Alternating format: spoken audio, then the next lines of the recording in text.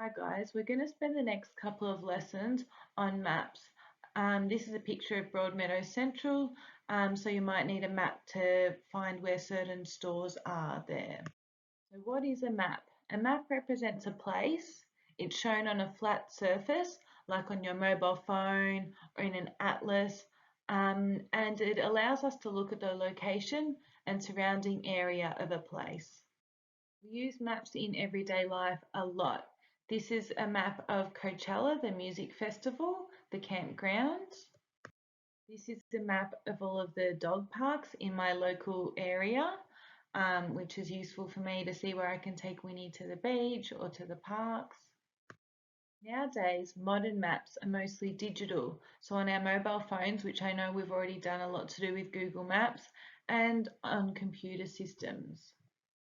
You might use road maps if you're going on a road trip. For instance, a few years ago, I did a roadie from Melbourne to Gold Coast with my best friend, and we looked at a map to work out which towns we would stop in on the way up. If you're going overseas, which who knows when that's going to happen next with coronavirus, but you might have a guidebook, or you might be given at the hotel a free map, which you can use to get around the place, especially if you're unfamiliar with it. Maps should have these main elements: a title, a legend, or sometimes it's called a key, a compass rose, and a scale. The title tells you the subject of the map, basically what's it a map of, and it might give you an idea of what kind of info the map conveys. So if this was our map, this is going to be our title here. The legend or the key shows you what symbols on the map mean. Have you ever seen a star or a dot on a map? Well, the legend will tell you what these symbols mean.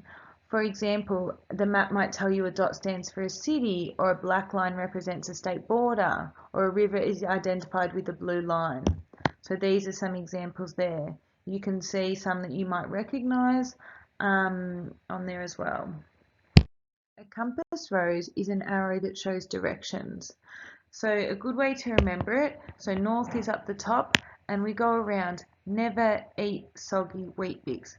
North, east, south, west. That's how you remember it. So it's important that this is on there so we know how to use the map to move from one place to another.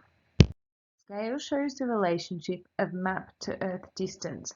For instance, on this map here, I can see that 1 centimetre equals 6 kilometres.